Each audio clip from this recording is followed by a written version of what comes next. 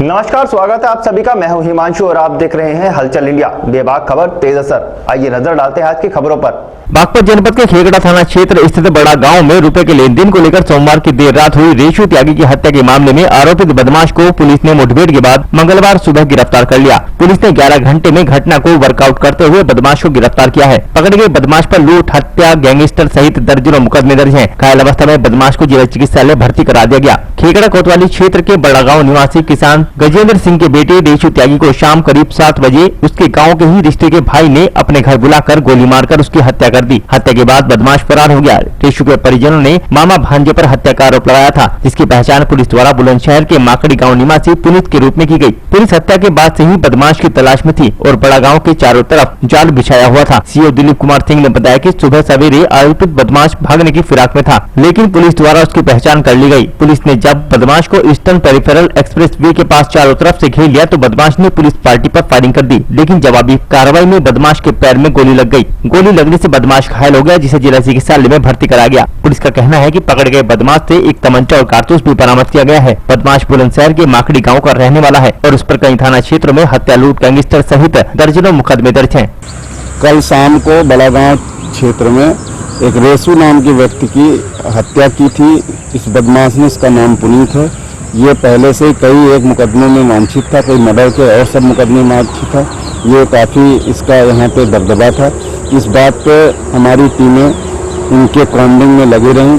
Combing में ये सुबह जब इसको यहाँ पे हम लोगों ने देखा, देखने के बाद हमारी टीमों ने इसको पकड़ने का प्रयास किया तो इसने पुलिस पे फायर किया। उसमें पुलिस ने आत्मरक्षार्थ गोलियां चलाई, जिसपे इसके पैर में गोली लगी। गोली लगने के बाद घायलावस्था में इसको हॉस्पिटल भिजवाया गया।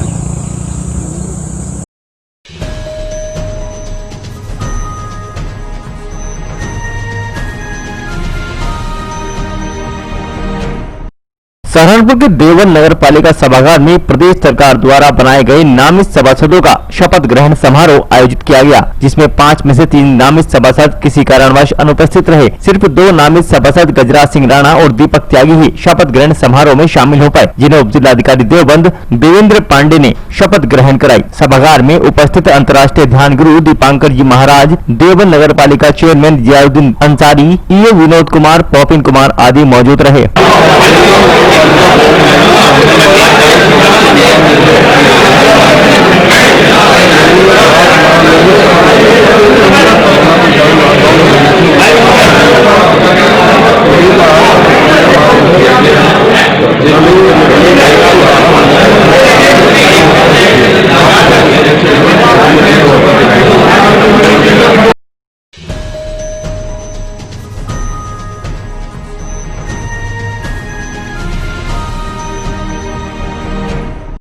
जनपद मेरठ के वैसुमा थाना क्षेत्र में उप जिलाधिकारी के आदेशों पर सुबह 9 बजे से शाम 9 बजे तक बाजार खोलने को लेकर व्यापारियों के चेहरे खिल उठे। दरअसल मामला जनपद मेरठ के थाना वैसुमा क्षेत्र के कस्बा रामराज का है। कोरोना वायरस जैसी महामारी के चलते शासन प्रशासन के आदेशानुसार 22 मार्च से लॉकडाउन चल रहा था, जिसके चलते केवल राशन व सब्जी की दुकान प्रातः 6 से 9 बजे तक खुल रही थी। उससे व्यापारियों को काफी कठिनाइयों का सामना भी करना पड़ता था। जैसे ही लॉकडाउन की नई गाइडलाइंस के अनुसार उप जिलाधिकारी ऋषि राज के आदेशों पर सुबह 9 बजे से शाम 9 बजे तक बाजार खोलने के आदेश जारी किए गए, जिससे व्यापारी में खुशी की लहर दौड़ गई। इसके चलते हमारे माननीय प्रधानमंत्री ने 22/3/2020 को जो लॉकडाउन लगाया था, उसमें हमारे व्यापारियों ने सभी ने पूर्ण रूप से सहयोग दिया और बाजार बंद रखा।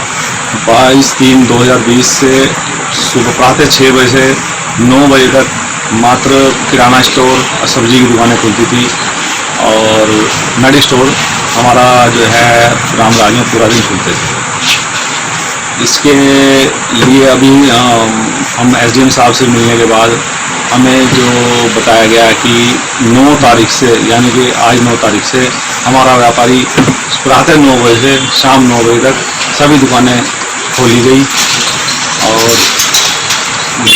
व्यापारी हमारा बहुत प्रसन्न है, बहुत खुश है कि अब पूरा दिन खुलने वाले सभी।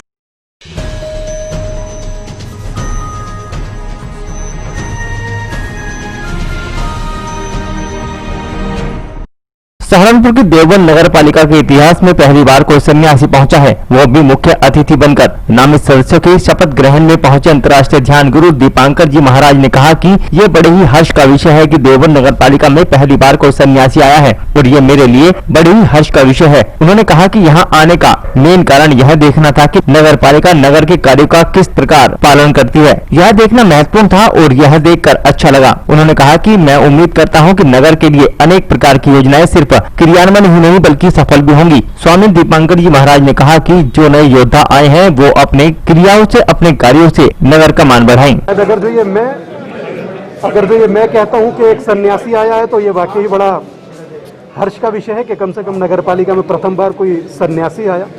और मेरे लिए ये हर्ष का विषय है कि हमारे प्रिय हैं गजराज जी, दीपक भाई, आज इनका शपथ समारोह।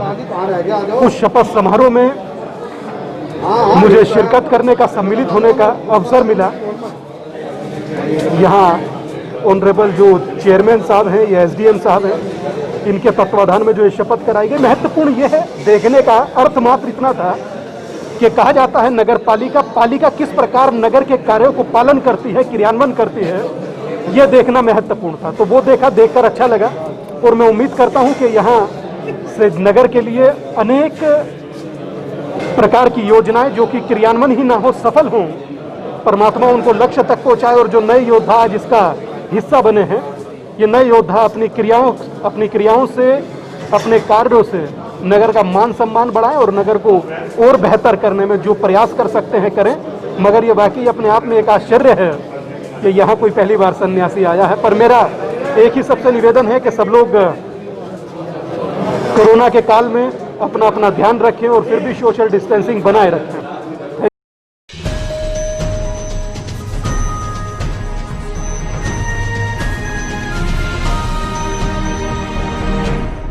सहारनपुर जिला चिकित्सालय में अब कोरोना वायरस की तुरंत जांच के लिए अत्याधुनिक मशीन लगी है। 1 घंटे में कोरोना की पॉजिटिव नेगेटिव रिपोर्ट होगी। अब जनपद वासी एक दिन में करीब 2 शिफ्टों में अगर इस मशीन का प्रयोग कोरोना की टेस्टिंग में हो तो 50 से ज्यादा लोगों की कोरोना रिपोर्ट हर रोज मिलेगी। सहारनपुर जिला अस्पताल में यह मशीन लगने से सुकून की सांस ली है। सहारनपुर जिला चिकित्सालय में अब कोरोना वायरस की तुरंत जांच हो पाएगी, जिसकी रिपोर्ट मात्र 1 घंटे में उपलब्ध हो जाएगी। आपको बता दें कि सहारनपुर जिला चिकित्सालय में कोरोना वायरस की जांच के लिए एक अत्याधुनिक मशीन लगाई गई है, जो कि जिला चिकित्सालय में आ रहे मरीजों का टेस्ट करेगी, जिसका इमरजेंसी इलाज या ऑपरेशन किया जाना होगा। आपको बता दें कि इस मशीन को 2 शिफ्टों में प्रयोग किया जाए तो इस मशीन में 24 घंटे में 50 कोरोना जांच रिपोर्ट प्राप्त हो सकती है। वहीं जिला अस्पताल में इस मशीन के लगने से राहत की सांस ली गई है, क्योंकि बिना मशीन के जिला चिकित्सालय में आ रहे लोगों का कोरोना टेस्ट कराना काफी मुश्किल हो रहा था। वहीं इस मशीन के आ जाने से सबसे पहले मरीजों का टेस्ट किया जाएगा, बाद में इलाज। ये यहाँ पर ट्रूनेट मशीन आई है। ट्रूनेट मशीन ये 50 सैंपल हमारे रोजाना कर दिए करेगी। ये उन लोगों के लिए फ़ायदेमंद है जैसे किसी का अर्जेंटली हमें ऑपरेशन करना है तो हम उसको एकदम देखकर 1 घंटे के अंदर उसकी रिपोर्ट ले लेंगे, जिससे कि ये हमें पता चल जाएगा कि कोरोना पॉजिटिव है या नहीं है, तो उसी हिसाब से इसका ऑपरेशन हो जाएगा। ये इसमें कितनी टेस्टिंग रिपोर्ट? टोटल 50 सैंपल्स इसके 1 दिन में हो पाएंगे। और ये सिर्फ जो हमारे हॉस्पिटल में जो इमरजेंसी के केसेस हैं उन्हीं के लिए है कि इमरजेंसी ऑपरेशंस जिनके होने हैं, या प्राइवेट में भी किसी को अगर, या मेडिकल कॉलेज में भी अभी नहीं लगी है तो वहाँ के भी केसेस यहाँ आ सकते हैं। तो केवल 50 केसेस का रिज़ल्ट दे देगी, जिससे उनका इमरजेंसी मैनेजमेंट हो जाए।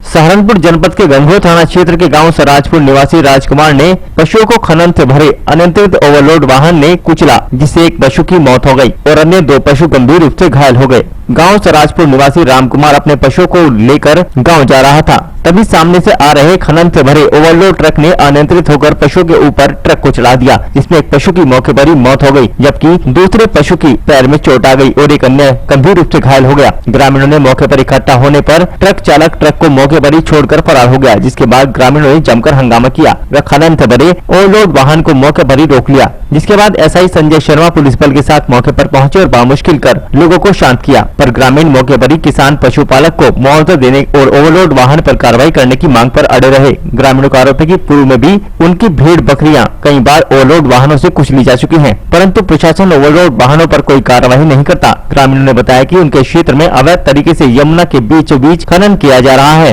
जिससे एक दिन में हजारों की संख्या में खनन से भरे ओवरलोड वाहन उनके गाँव से गुजरते हैं और सड़क को भी बिल्कुल खत्म कर दिया है। जिसके बाद भारतीय जनता पार्टी के मंडल अध्यक्ष मांगेराम सैनी ने मौके पर पहुंचकर लोगों को समझाया और उच्च अधिकारियों को फोन कर मामले से अवगत कराया। तो एक लड़का मारा, यहाँ एक्सीडेंट कराया, वो मारा किसने? आज ड्राइवर ने मारा, किसी ने, हमें क्या पता कौन था वो। अच्छा आज एक यहाँ से 2 कटड़ी मार दी और एक लौंडा रिडक्का बड़ी मुश्किल तो बचाओ और नहीं वो दब गया होता। लगातार हादसे हो रहे हैं, कोई शिकायत करी आपने? हाँ जी शिकायत? अजी शिकायत तो करे हैं, मानता तो नहीं कोई सुनता तो नहीं किसी की। कहाँ से आते हैं ट्रकिंग? हाँ जी मैं तो कहाँ था, मैं खाना खाने लग रही, ट्रक निकला है उरे ने। अच्छा, ओवरलोड करते हैं सारे? ओवरलोड हमें सब। लगभग कितने ट्रक निकलते हैं रोज यहाँ को? यहाँ तो कहना कितने निकला जी, हजारों खड़ी लाइन लगी, ये देख के चलते ना जी। ये कैसे हो रही है? मशीन तो पोपलाइन जैसी भी चल रही है? हाँ मशीन न तो भरी जा।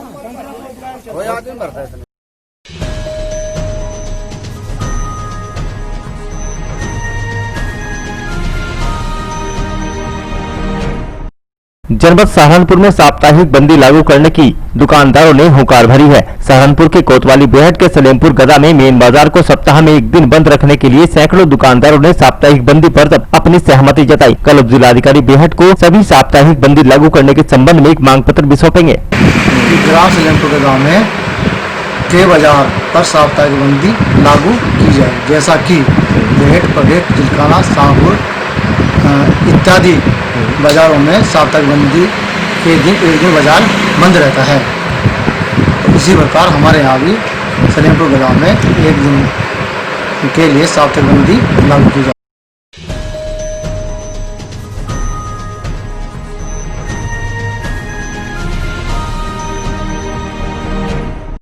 कोविड-19 की वजह से पूरे भारतवर्ष में लॉकडाउन अवधि समाप्ति के उपरांत अनलॉक में नए नियमों का पालन करते हुए राज्य सरकार द्वारा उत्तराखंड में भी मठ मंदिर खोले जाने का स्वागत करते हुए उत्तराखंड मैक्सी टैक्सी महासंघ के संरक्षक संजय चोपड़ा की अगुवाई में गीता मंदिर स्थित भगवान नारायण हरि भगवान विष्णु जी की विशाल प्रतिमा की विशेष पूजा अर्चना कर कोरोना संक्रमण के खात्मे के लिए प्रार्थना की गई। वहीं उत्तराखंड सरकार से अपनी 3 सूत्रीय मांगों को दोहराते हुए सभी टैक्सी ट्रांसपोर्ट यूनियन के प्रतिनिधियों ने राज्य में 2 साल का टैक्स माफ किए जाने की मांग की।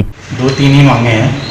लॉकडाउन में तो सरकार को पता है कि गाड़ी मालिक और चालक कितने मजबूरी में हैं, रोजी रोटी के लाले पड़ गए और इस समय 8 तारीख को 4 धाम की यात्रा शुरुआत करने जा रही है सरकार, वो स्वागत जो भी है। किंतु जो ये ग्रीन कार्ड के इन्होंने नियम लागू किए कि कल से ग्रीन कार्ड बनाएं और अपनी यात्रा गाड़ी भेजें, लेकिन मैं सरकार से पूछना चाहता हूं कि 31 जुलाई तक जो सारे कागज केंद्र सरकार और राज्य सरकार के द्वारा सब वैलिड है, तो इसमें ग्रीन कार्ड बनाने की क्या जरूरत है। दूसरी बात कि जो उत्तराखंड के वाहन मालिक अपने मांग को रख रहे हैं, सबकी मांग एक ही है कि 2 साल का टैक्स और ड्राइवर को अनुदान, दूसरा इंश्योरेंस 6 महीने की छूट, ठीक है जी।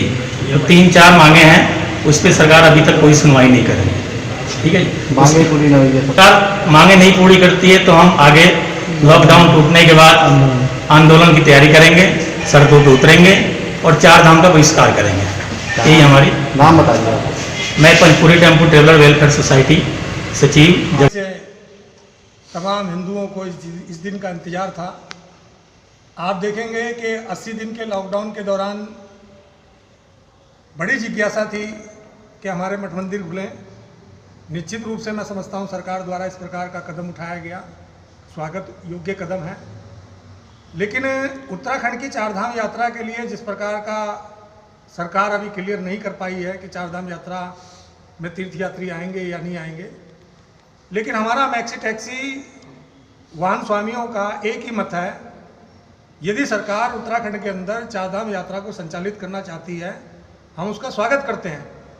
लेकिन आपको ये जो मोटर व्यवसायी हैं जिनका पहिया लगभग 80 दिन से जाम पड़ा है और पूर्व के 4 महीने और लगा लीजिए आप, तो मैं समझता हूं कि जिनका इनका पहिया जाम पड़ा हुआ है, इसके बारे में आपने क्या विचार किया। मैं राज्य सरकार से आज के इस कार्यक्रम के माध्यम से प्रतीकात्मक रूप से जिस प्रकार से हमने बाबा बद्री विशाल भगवान विष्णु जी की पूजा करके, हमारी यही कामना है कि सरकार शीघ्र से शीघ्र कोरोना राहत पैकेज इन उत्तराखंड के मोटर व्यवसायियों के लिए दे, ताकि ये पुनः अपनी जीविका को चला सकें, अपना कारोबार संचालित कर सकें। आज आप देखेंगे कि लगातार लॉकडाउन के बाद में आपने गाड़ियों का आवागमन खोल दिया और जो आपका मीटर है यानी कि आपकी जो टैक्स की प्रणाली है वो तमाम हमारी गाड़ियों पर लगाई जा रही है। तो हम कहना चाहते हैं ये न्याय संगत नहीं है, क्योंकि लॉकडाउन के दौरान आपने देखा होगा कि हमारी गाड़ियां संचालित नहीं हो पाई थी और अब चारधाम यात्रा यदि सरकार चलाती है हम उसका स्वागत करते हैं। लेकिन साथ ही साथ आपके माध्यम से हमारा निवेदन है कि जब तक उत्तराखंड के मोटर व्यवसायियों के लिए आप कोई ना कोई वैकल्पिक व्यवस्था अनुदान के रूप में नहीं रखेंगे, जब तक मैं समझता हूं कि ये कारोबार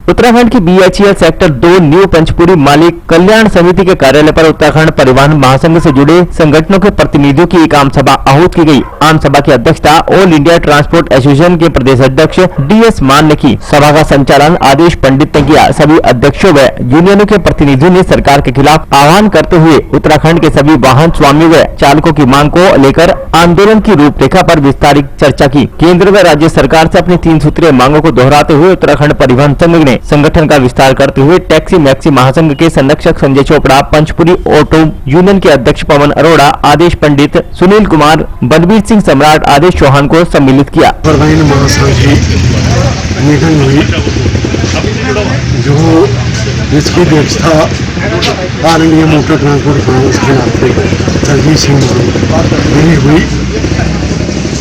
ये कोई हमारी वैसे लड़ाई नहीं है सरकार के साथ। बसें खड़ी हैं, टेम्पो खड़े हैं, सब चीज़ें खड़ी हैं। ड्राइवर हमारे भूखे मर रहे हैं, लेबर हमारे भूखे मर रही है, मिस्त्री हमारे भूखे मर रहे हैं। तो हमने ये पास किया है कि जल्दी से जल्दी इसकी जो भी रूपरेखा महासंघ तैयार करेगा। तो मेरे साथी संजय चोपड़ा जी ने जो कुछ लिखा वो सबकी एक बात से, एक सहमति से कि इसका आंदोलन चलाया जाएगा और आज तो शुरुआत है, आगे देखना क्या है।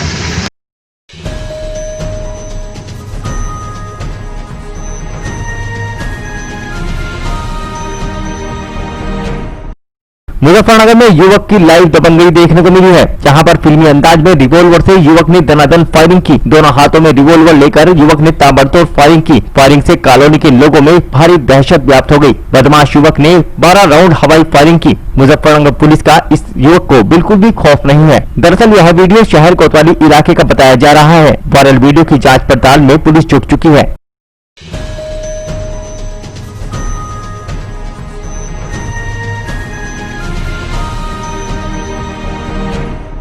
जनपद सहारनपुर की नगर पंचायत क्षेत्रों में बार बार नगर पंचायत व पुलिस प्रशासन की अपील के बाद भी लोग अतिक्रमण करने से बाज नहीं आ रहे। नगर पंचायत व पुलिस बल के साथ नगर की गलियों में लोगों ने अतिक्रमण कर मार्ग को बाधित कर रखा है, जिसका संज्ञान लेते हुए अधिशासी अधिकारी अलकेंद्र सिंह के नेतृत्व में नगर के मुख्य मार्गों से लेकर मोहल्लों में अवैध रूप से बनाए गए घरों के सामने अवैध तरीके से बने रैंप, सीढ़ियों पर हथौड़ा चलवाकर उन्हें तुड़वा दिया और लोगों को सख्त लहजे में नगर इंचार्ज मुकेश दिनकर ने कहा कि दोबारा अतिक्रमण करने वालों के विरुद्ध दंडात्मक कार्रवाई भी की जाएगी।